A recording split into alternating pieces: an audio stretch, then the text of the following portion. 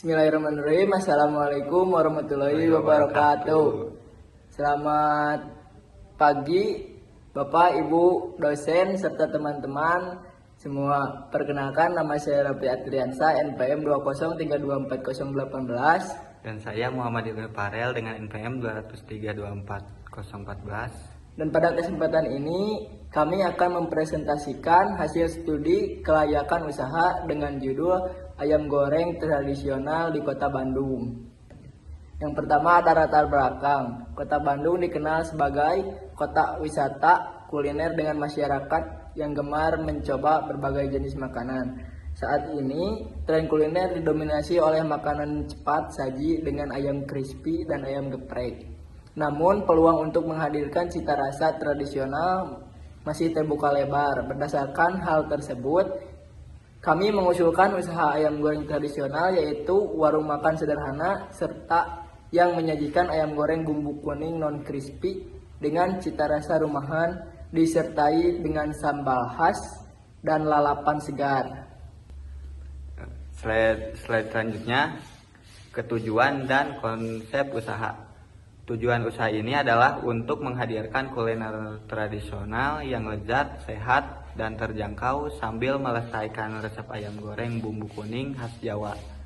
Konsepnya sederhana, suasana warung yang hangat seperti rumah sendiri, harga terjangkau, pelayanan ramah, serta bahan baku segar yang diolah setiap hari.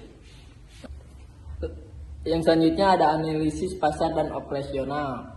Lokasi usaha direncanakan di kawasan Buah Batu, Bandung, karena dekat dengan lingkungan kampus, perumahan, dan perkantoran. Target konsumennya adalah pelajar, mahasiswa, dan pekerja muda yang membutuhkan makanan cepat saji dan rasa khas serta harga bersahabat. Produksi dilakukan setiap hari dengan kapasitas sekitar 70 porsi, melibatkan 4 karyawan termasuk pemilik. Semua bahan baku diperoleh dari pasar lokal agar biaya lebih efisien dan pasokan stabil. Lalu ada aspek keuangan. Untuk memulai usaha ini dibutuhkan investasi awal sebesar 33.650.000 yang mencangkup peralatan, bahan baku, dan modal kerja awal. Berdasarkan proyeksi keuangan selama 3 tahun pertama, usaha ini menghasilkan nilai net present value atau NPV sebesar 241.703.000. Internal rate of return-nya atau IRL sebesar 33,5% dan payback period sebesar 3,3 bulan. Angka-angka ini menunjukkan bahwa usaha ayam goreng sangat menguntungkan dan layak untuk dijalankan. Lalu yang selanjutnya ada skenario perubahan di tahun keempat. Untuk melihat ketahanan usaha terhadap kondisi ekonomi yang berubah, dilakukan simulasi di tahun keempat dengan asumsi yang pertama, harga bahan baku naik 20%. Yang kedua ada biaya operasional naik 10%. Dan yang ketiga ada penjualan turun 20%. Hasil simulasi menunjukkan bahwa meskipun kenaikan biaya dan penurunan penjualan, usaha ini masih mampu menghasilkan laba positif dan mempertahankan arus kas yang sehat. Nilai NPV memang menurun dari 241 juta menjadi sekitar 180 juta.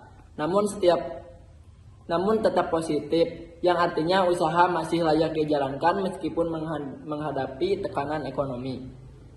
Hal ini membuktikan bahwa usaha ayam goreng ini memiliki daya tahan tertinggi terhadap perubahan harga dan permintaan konsumen. Lalu analisis risiko dan strategi mitigasi. Risiko utama usaha ini meliputi kenaikan harga ayam dan minyak goreng, persaingan yang ketat, serta perubahan selera konsumen. Untuk mengatasinya, pemilik usaha dapat menjalin kerjasama dengan pemasok tetap, memperluas promosi melalui media sosial seperti Instagram dan TikTok, serta menambah variasi menu seperti ayam bakar atau paket hemat pelajar agar pelanggan tetap tertarik. Selain itu, efisiensi biaya yang mengelola keuangan yang baik menjadi kunci agar usaha tetap stabil dalam jangka panjang. Lalu yang selanjutnya ada kesimpulan dan rekomendasi. Dari hasil keseluruhan studi kelayakan dapat disimpulkan bahwa usaha ayam goreng ini di Bandung masih layak dijalankan. Selain memiliki potensi keuntungan yang besar, usaha ini juga memiliki nilai sosial karena membuka lapangan kerja dan melestarikan kuliner tradisional Indonesia. Dengan manajemen yang baik, inovasi menu, dan adaptasi terhadap kondisi pasar, usaha ini dapat berkembang menjadi merek kuliner lokal yang kuat dan berkelanjutan. Bahkan dengan perubahan harga dan penurunan penjualan di tahun keempat, usaha ini tetap menunjukkan hasil positif sehingga terbukti tahap terhadap fluktuasi ekonomi. Demikian presentasi dari kami mengenai studi kelayakan usaha ayam goreng di Kota Bandung. Semoga ide usaha ini dapat menjadi contoh bahwa makanan tradisional tidak kalah bersaing dengan kuliner modern selama dikelola dengan strategi yang tepat.